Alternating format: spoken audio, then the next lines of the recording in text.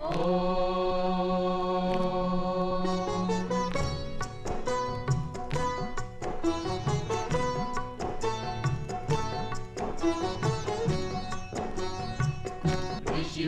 को लाख प्रणाम, गुरुवर को लाख प्रणाम, धर्म धुरंधर मुनिवर को कोटि कोटि प्रणाम, कोटि कोटि प्रणाम।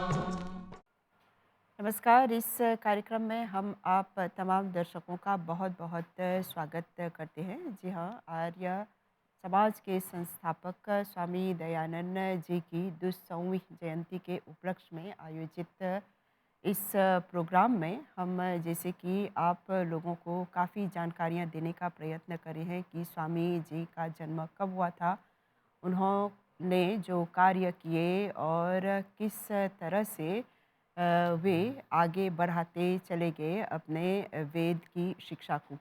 तो आज हम जिस विषय को ले रहे हैं वो है उनकी योग साधना। और ये खुशी की बात है कि आज हमारे साथ दो मेहमान हैं। डॉक्टर कोमल चंद्र राधा किशन जी, आपका बहुत बहुत स्वागत नमस्ते। करते हैं इस प्रोग्राम में।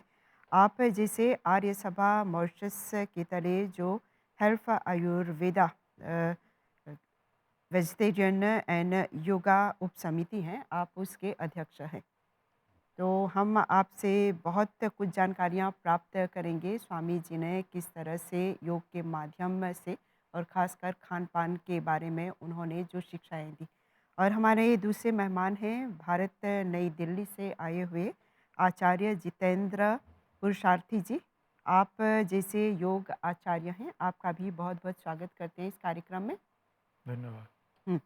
तो सबसे पहले मैं डॉक्टर राधाकिशन जी से जानना चाहूँगी कि जब हम लोग स्वामी जी के बारे में बात करते हैं, तो आप हमें बताएँ कि आर्य सभा मॉरिशस स्वामी जी के जो नियम हैं स्वास्थ्य को बढ़ावा देने के लिए, तो उस संदर्भ में क्या किया जा रहे हैं और ये क्यों इतना महत्वपूर्ण माना जाता है? अच्छा, जैसे आपको ज्ञात होगा कि महर्षि दयानंद जी ने आर्य समाज की स्थापना शनिवार 10 अप्रैल 1875 में किया था। हुँ, जिस समय स्वामी जी ने आर्य समाज की स्थापना की थी, उस समय उन्होंने काफ़ी नियम बनाए थे। हुँ, कुछ सालों बाद स्वामी जी ने उन नियमों को 10 नियमों में केंद्रित कर दिया और उन 10 नियमों में से एक नियम है, जो छठा नियम है, वो ये कहता है कि संसार का उपकार करना इस समाज का मुख्य उद्देश्य है।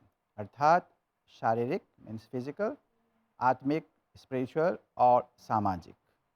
तो किस तरह से हम उत्थान करेंगे आपके शारीरिक, आत्मिक और सामाजिक? शारीरिक उत्थान के लिए स्वामी जी ने योग, यम, नियम, आसन, प्राणायाम का प्रावधान किया है, हुँ, जिससे आपके शरीर अच्छा रहेगा, स्वस्थ रहेगा। और जो आत्मिक है, मन को एकत्रित करने के लिए हवन, यज्ञ, संध्या तथा ध्यान का ये निर्देश दिया गया है। और जब आपके शरीर और मन दोनों स्वस्थ रहेंगे, तभी जाकर आप समाज के एक सकारात्मक जो काम है वो कर सकेंगे। तभी जाकर हमारे समाज एक श्रेष्ठ समाज बनेगा और एक समाज का उत्थान होगा। इस संदर्भ में आर्य सभा मॉरिशस की जितनी हमारी शाखाएँ हैं, उसमें हम योग सत्र चलाते हैं तथा जैसे आप जानते हैं यज्ञ साप्ताहिक रूप से हम करते हैं, जिस यज्ञ से आरोग्य प्रदान होता है। और एक चीज़ है कि पूरे साल के लिए हम लोगों का जो हमारे स्वास्थ्य, आयुर्वेद और योग उप समिति है, हुँ, इसमें हम पूरे कार्य करते हैं, जिसमें हम योग के बारे में लोगों को सचेत करते हैं, एक अवेयरनेस कार्यक्रम करते हैं। और अगले महीने से हम जाकर आयुर्वेद के भी जीवन पद्धति जो है समाज में बताएँगे। और जैसे आपको ये भी पता है कि इस साल FAO ने विश्व को वर्ल्ड मिलेट ईयर माना गया है हुँ, और मिलेट में बाजरा, ज्वार आता है। हुँ। तो ये एक चीज़ नया है और भारतीय प्रधानमंत्री श्री मोदी जी ने इसको श्री अन्न कहा है, डिवाइन फूड कहा है। हुँ, तो इसका भी हम प्रचार करेंगे आने वाले दिनों में, जिससे लोगों का स्वास्थ्य ठीक रहेगा। हुँ।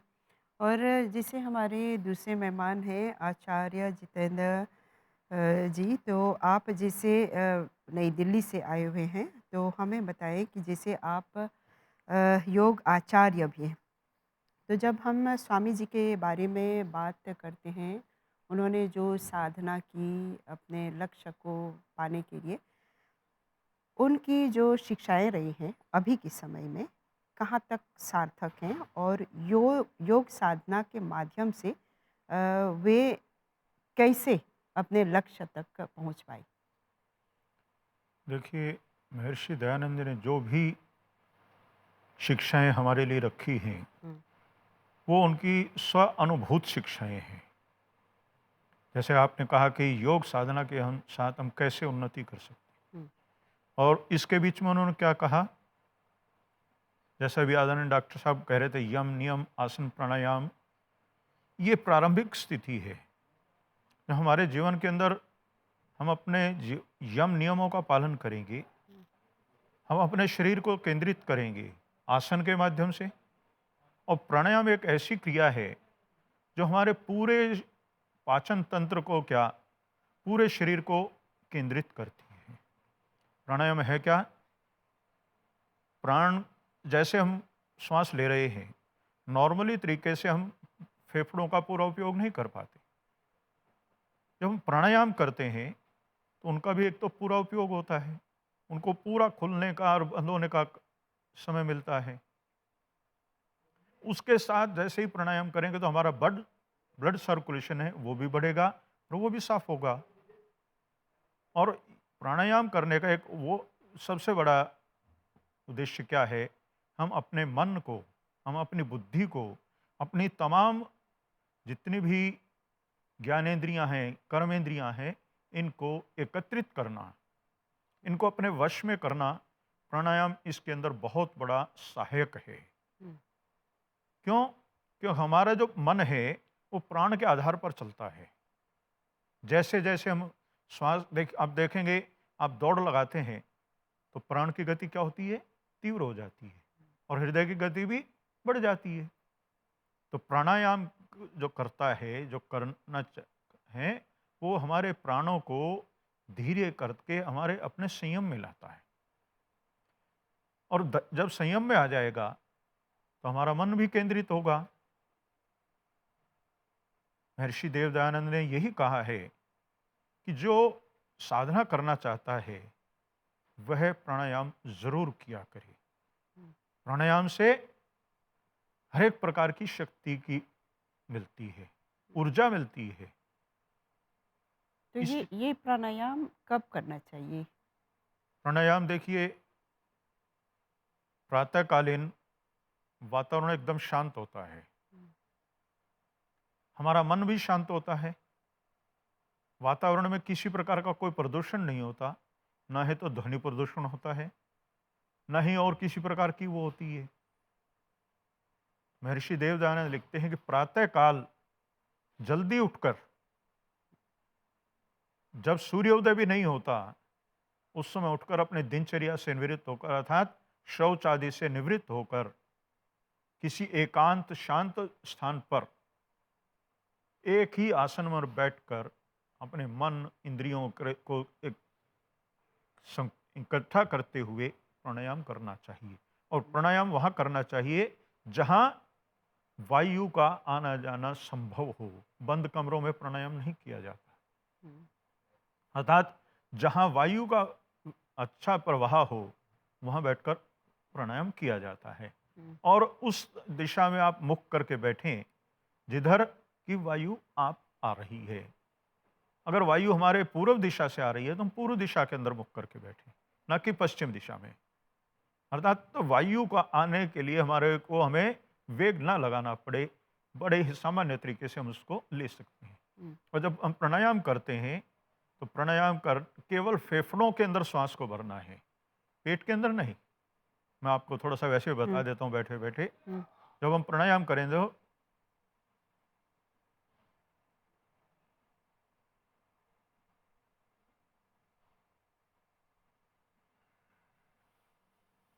और हम अपने उस समय जो बाहरी विचारधारा है उसको दूर करने का प्रयास करें। अपने मन को प्राण के साथ रखेंगे। जब हुँ, मैं कितना लंबा प्राण ले रहा हूँ, कितने लंबा मैं छोड़ रहा हूँ, तो क्या होगा, हमारा मन भी केंद्रित होगा और हमें ध्यान साधना के अंदर बहुत सहायक होगा। मनुष्य जीवन का एक ही लक्ष्य है कि वह उस परम ज्योति को प्राप्त करे, अर्थात मोक्ष को प्राप्त करे। उसके अंदर प्राणायाम बहुत बड़ा सहायक है, इसलिए हमें प्राणायाम भी अवश्य करना चाहिए, जिससे जहाँ हमारे रोगों का नाश होगा, हमारा मन और हमारी बुद्धि भी, हमारी इंद्रियां भी हमारे कंट्रोल में आएंगी। हम्म, तो ये प्राणायाम, हाँ, इसको क्यों कहते हैं प्राणायाम? प्राण कहते हैं हमारी जो जीवन शक्ति है, हम्म, आयाम उसको बढ़ाना, घटाना। हम्म, इन दोनों शब्दों को अगर हम मिला देते हैं तो क्या बनता है, प्राणायाम। हम्म, अगर हम प्राण श्वास न लें तो क्या हम जीवित रह सकते हैं? हम्म, यही तो श्वास लेना छोड़ना, ये प्राण कहलाता है। जब हम इसको केंद्रित कर लेते हैं, अपने वश में कर लेते हैं, जितना चाहे हम बढ़ा सकें या जितना चाहे हम छोटा श्वास ले सकें, तो ये प्राणायाम हो जाता है। इसलिए इसको प्राणायाम कहते हैं हम्म, और ये जीवन के लिए बहुत उपयोगी है, बहुत ही सहायक है। हमारा जो जीवन है वो प्राणायाम पर आधारित है। हम अगर इन प्राणों को जल्दी समाप्त करेंगे तो हमारा जीवन भी जल्दी समाप्त हो जाएगा। हम्म, अगर प्राणायाम को हम धीरे धीरे लेकर धीरे धीरे लंबी आयु तक देखेंगे, करेंगे, तो हमारा जीवन भी लंबा होगा। आपको एक उदाहरण दे देता हूँ। कछुआ बहुत धीरे धीरे श्वास लेता है हम्म, और कहते हैं कि वो बहुत लंबी आयु जीता है। आपके यहाँ पॉम्पलोमोस में हम्म, मैंने देखा कि 200 साल पुराने कछुए हैं। हम्म, क्यों? क्योंकि वो प्राण को बहुत धीरे धीरे लेता है।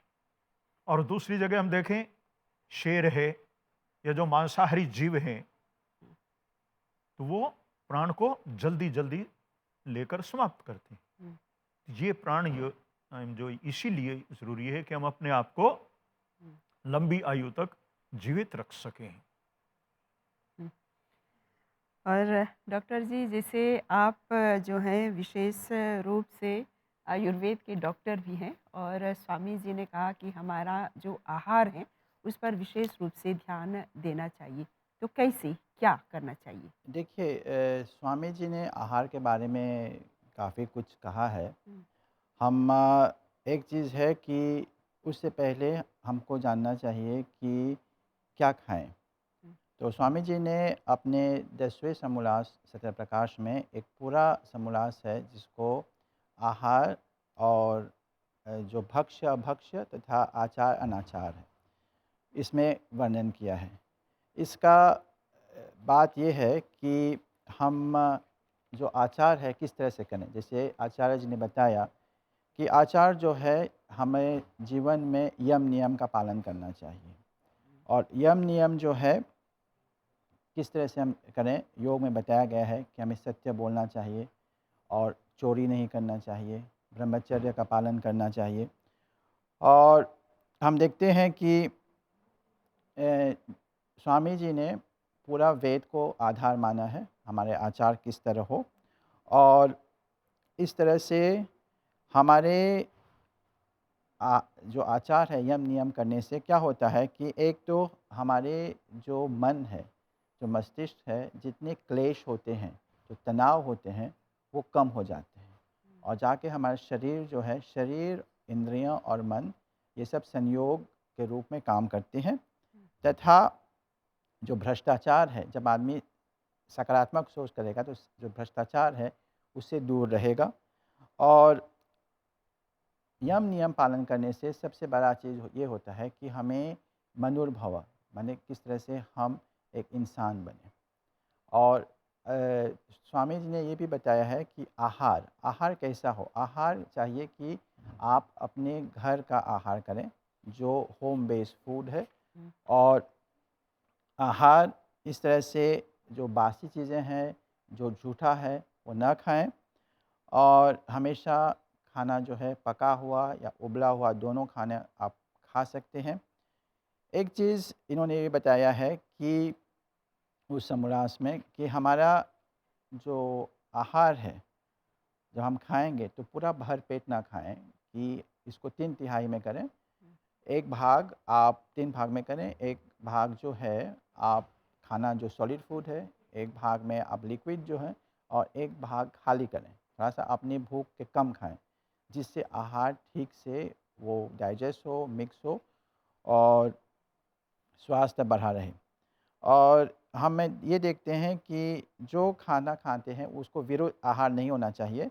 और स्वामी जी ने ये बताया है कि खाते समय एकदम शांत चित्त से हमें भोजन को ग्रहण करना चाहिए। और एक सबसे बड़ी बात इस समोल्लास में स्वामी जी ने बताया है, जो बहुत लोग ये मानते हैं कि आहार 2 तरीके के होता है। एक तो धर्म के अनुसार जो आहार हमें नहीं करना चाहिए, जैसे शराब है, मादक द्रव्य है, मांस है। ये सब आहार करने से क्या होता है कि हमारे जितने धर्म के लक्षण हैं उन सब का नाश हो जाता है। और दूसरी बात ये है कि आहार एक तो वैदिक शास्त्र के अनुसार, जो आयुर्वेद है उसके अनुसार होना चाहिए। तो इसमें आहार जो है किस तरह से खाना चाहिए, आयुर्वेद में एक चीज़ है आहार विधि विशेष आयतनी, जिसमें 8 प्रकार के वो है, जिसके प्राकृतिक, कर्म, संयोग और अनेक चीज़ें हैं उसमें। देश, काल और उपभोक्ता कैसे होना चाहिए। एक बात जैसे मैं कह रहा हूँ आपसे, बहुत ही इम्पोर्टेंट बात ये है स्वामी जी ने कि जब आप आहार करेंगे, जब खाना खाएँगे तो शांत चित्त से और अकेले में खाएँ। अकेले में क्यों खाएँ, इसका एक बहुत साइंटिफिक रीज़न है। हुँ, हम सब मनुष्यों का एक ऑरा होता है और एक वाइब्रेशन होता है, और हर व्यक्ति का ऑरा और वाइब्रेशन अलग होता है। जब आप अकेले में खाएँगे तो आपका ऑरा डिस्टर्ब नहीं होगा, और ये जो ऑरा है आपका, ये एकदम एक वेपर की तरह होता है। ये छोटे-छोटे वेपर के रूप में फैलता है। जैसे हम लोग अभी बैठे हुए हैं, हम सबका एक ऑरा है, और हम सब लोगों का, तीनों का ऑरा एक-दूसरे से कम्युनिकेट कर रहा है और वाइब्रेट कर रहा है। हुँ, तो अगर आप जब भोजन कर रहे हैं, जब आहार ले रहे हैं, जब खाना खा रहे हैं, आप ऐसे इंसान के साथ बैठकर खाएँगे जो दुष्ट है, जो शराबी है, मांसाहारी है, जो कपटी है, हुँ, तो आपके शरीर के जो ऊर्जा है वो कम हो जाते हैं। आपने ये तय देखा होगा, जब हुँ, हम जाते हैं कहीं भी रेस्टोरेंट में, तो जो आहार खाते हैं तो वहाँ तृप्ति नहीं होती है। मतलब मन शांत नहीं होता है, मन अशांत हो जाता है। कितने बार हम देखा है, किसी के साथ हम जाते हैं, मतलब लंच में, डिनर में, तो उसके बाद हमारा मन अशांत हो जाता है। तो इसका मतलब उस आदमी का, उस व्यक्ति का जो मतलब पूरा ऑरा है, जो आभा है, वो एकदम हमारे लिए ठीक नहीं था। हुँ, पर जब आप घर में खाएँगे जो सात्विक भोजन, जब आपके घर में आपकी माताएँ, आपकी बहन, आपकी पत्नी बनाती हैं, तो उसमें एक सकारात्मक ऊर्जा होता है। उस खाने से आप थोड़े खाएँगे, आपको तृप्ति होती है और मन शांत होता है। मन कैसे आप जानेंगे कि शांत है? जब आप सोएँगे तो आपके निद्रा जो है वो एकदम शांत होगा, मतलब विचलित नहीं होंगे, तभी मन शांत होता है। तो हुँ, खाने के तरीके जो हैं स्वामी जी ने बताया है, वो अभी भी आज के ज़माने में एकदम तर्कसंगत है, और हम सबको उसको अपनाना चाहिए। ख़ास तौर हमारे जो युवा पीढ़ी है, हुँ, जो देखेंगे आप मोबाइल के साथ खाते हैं, हुँ, टीवी के साथ खाते हैं, तो ये एक बहुत गलत लक्षण है, ये स्वास्थ्य को ख़राब करता है। हुँ। यहाँ पर जब हम लोग कहते हैं कोई भी कार्य करना चाहिए तो ध्यानपूर्वक करना चाहिए। हाँ, हाँ, और इस पर विशेष रूप से बल दिया गया है और आपने यहाँ अभी के समय के बारे में जब बताया कि बहुत से लोग जो है मोबाइल के साथ या टीवी के सामने खाना खाते हैं, कुछ लोग बीच में खाना रोककर फिर आकर खाना खाते हैं, तो इससे हमारे स्वास्थ्य पर बुरा असर भी पड़ सकता है। बहुत ही बुरा असर पड़ता है, क्योंकि हुँ, हमारे शरीर जो है, शरीर, इंद्रिय, मन, आत्मा, ये चारों चीज़ों का संयोग से ही हुँ, हम स्वस्थ रहते हैं। हुँ, तो जब आप अपने शरीर, जब जो खाना खाते हैं, जो आपका शरीर है, इंद्रियों के द्वारा आप देखते हैं, आँखों के द्वारा देखेंगे, नाक के द्वारा उसका सुगंध आता है, जीभ के द्वारा उसका मतलब स्वाद आता है। हुँ, तो ये सब इंद्रियों को आप लुप्त कर देते हैं, जो सिर्फ़ खाते रहते हैं। तो आपके आँख जो है, नाक है, ये आपकी जिह्वा है, आप जब टच करेंगे खाना, हुँ, ये पाँचों इंद्रियों एकदम मंद हो जाती हैं। हुँ, तो उसका कम्युनिकेशन, कनेक्शन जो है, जो चाहिए वो नहीं होता है। हुँ, उसके बाद वो सीधे जाकर आपके मन और आत्मा में पड़ता है। हुँ, क्योंकि खाते समय हमें एकदम शांत चित्त, एकदम एकांत में, और मतलब ईश्वर को प्रार्थना करने के बाद ही खाना चाहिए, क्योंकि हमें एक तरह से धन्यवाद देना चाहिए कि आज का जो भोजन है हमें प्राप्त हुआ है, हुँ, और ये जो भोजन है हमारे लिए एकदम मतलब डिवाइन फूड है। हुँ। तो आचार्य जी आप हमें बताएं कि स्वामी दयानंद जी का जन्म एक ऐसे समय में हुआ जब विभिन्न तरह की कुरीतियाँ थी और उन्हें आधुनिक समाज के सुधारक भी माने जाते हैं। वेद प्रचार का उन्होंने जिस तरह से इस क्षेत्र में कैसे कहेंगे काम किया वो सराहनीय है। आज भी उनकी चर्चा की जाती है, आज भी उनकी प्रशंसा की जाती है। लेकिन एक बात जो है हम लोग देखते हैं कि दैनिक संध्या जो है इस पर विशेष रूप से बल दिया जाता है। क्यों? इसके पीछे कारण क्या है? किस तरह से ये हमारे जीवन में सुधार ला सकता है? देखिए, महर्षि दयानंद ने जो वैदिक संध्या लिखी है, हुँ, एक खाली क्रिया मात्र नहीं है। हुँ, ये एक ऐसी पद्धति है जो हमें अपने लक्ष्य तक पहुंचाने में बहुत बड़ी सहायक है। हुँ, ठीक है ना? आप देखिए, पहला मंत्र क्या है? प्रार्थना करते हैं हम परमात्मा से, हे परमात्मन, आप ही इस जगत को बनाने वाले हैं, आप ही इस जगत का पालन पोषण करने वाले हैं। मैं आपका ध्यान करना चाहता हूँ। तो उसके लिए हमें क्या है? अपने मन, वचन, कर्म से पवित्र होना चाहिए। आचमन मंत्र, इंद्रिय स्पर्श मंत्र, उसके बाद प्राणायाम मंत्र आता है। अब आचमन मंत्र का क्या मतलब? ये कहते हैं कि जैसे जल शांत है, जल शीतलता को प्रदान करता है, मेरे मन में भी वो शीतलता आए, मेरे मन के अंदर भी जल के गुण आए, मेरी बुद्धि के अंदर भी शांत प्रभाव रहे। और इंद्रिय स्पर्श से हम ये लेते हैं कि मेरी जितनी भी इंद्रियां हैं वह भी पवित्र रहें, इनके अंदर कोई भी अपवित्रता न आने पाए। उसके बाद हम प्राणायाम करते हैं, तो प्राणायाम का जैसे मैं पहले आपसे जो निवेदन कर चुका हूँ कि वो ही है कि हम अपने प्राण को संयमित करें। जब हम प्राण संयमित कर लेंगे तो हमारा जीवन लंबा होगा। और उसके बाद लिखे महर्षि दयानंद लिखते हैं अघमर्षण मंत्र। अघमर्षण का क्या मतलब? अघ कहते हैं पाप को और मर्षण कहते हैं मसल देना। मान लिया हम पाप कैसे करते हैं? मन, वचन और कर्म से, तीनों से पाप होता है। अब मन का पाप तो कोई जान नहीं सकता, वो तो परमात्मा ही जान सकता है। कर्म का दूसरे भी जानते हैं कि मैंने आपको बुरा शब्द कह दिया तो पाप हो गया। और कर्म तो है ही, मान लिया मैंने चोरी कर ली, किसी की चीज चुरा ली, वो तो सबके सामने है। किसी की हत्या कर दी, वो सबके सामने है। अघमर्षण का मतलब कि मैं मन, वचन, कर्म से पवित्र रहूं, मेरे मन के अंदर जो भी पाप आता है मैं उसको मसल दूं। और उसके बाद लेते हैं मनसा परिक्रमा मंत्र। हम अपने मन को उस परमात्मा, क्योंकि परमात्मा सर्वत्र व्यापक है, कोई सृष्टि का ऐसा कोई भी कण नहीं है जहां परमात्मा ना हो। तो हम परमात्मा को जब ध्यान में बैठते हैं, संध्या में बैठते हैं, तो परमात्मा को ये कहते हैं कि तुम मेरे आगे भी है, तुम मेरे पीछे भी है, तुम मेरे दाएं भी है, बाएं भी है, ऊपर भी है, नीचे भी है, तू ही दशों दिशाओं में है और तू ही मेरी दशों दिशाओं से अपने रक्षा कर रहा है। अनेक उसके रक्षा करने के अनेक प्रकार हैं। तो इस प्रकार से जब हम करते हुए आगे चलते हैं तो एक क्रम आता है उपस्थान मंत्र। उपस्थान माने, उप माने है पास, संस्कृत के शब्द हैं ये। उप माने पास और स्थान माने बैठना। तो हम वहां परमात्मा से प्रार्थना करते हैं कि परमात्मन, अब तक तो तुमने मेरा आशीर्वाद दिया, सब कुछ सहायक किया, पाप मेरे पाप में नष्ट हो गए, मैं आपके समीप बैठना चाहता हूँ। मैं आपसे निवेदन कर रहा कि संध्या एक वैज्ञानिक प्रक्रिया है। जैसे कि मैं आपको क्रम से बता रहा था, संध्या करने वाला व्यक्ति उस परमात्मा को प्राप्त कर लेता है। और अंत में हम एक बोलते हैं धर्म, अर्थ, काम, मोक्ष नाम।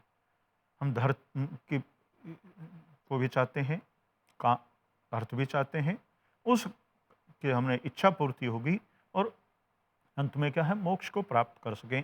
ये पूरी वैज्ञानिकता के लिए महर्षि दयानंद ने दैनिक संध्या लिखी है, वैदिक संध्या लिखी है, जो प्रत्येक मनुष्य को करनी चाहिए। तो समय की कमी के कारण हम इस कार्यक्रम को यहीं पे विराम देते हैं। आचार्य जितेंद्र जी, आपको बहुत बहुत धन्यवाद देते हैं, और डॉक्टर राधा किशन जी, आपको भी बहुत बहुत धन्यवाद देते हैं। तो हम यही आशा करते हैं कि जो स्वामी जी के कार्य हैं वे आगे बढ़ते चले जाएं। जी, आपका भी धन्यवाद हो। जहाँ ये विशेष कार्यक्रम जो है स्वामी जी की 200वीं जयंती के उपलक्ष्य में आर्य सभा की पहल पर आप लोगों तक पहुँचाने का हम लोग प्रयत्न करे हैं।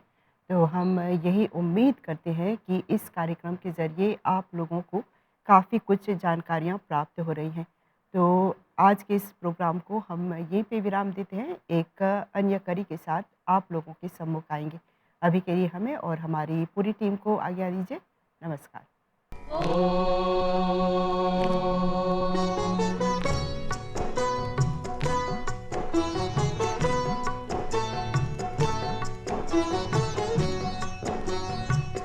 ऋषिवर को लाख प्रणाम, गुरुवर को लाख प्रणाम, धर्म धुरंधर मुनिवर को कोटि कोटि प्रणाम, कोटि कोटि प्रणाम।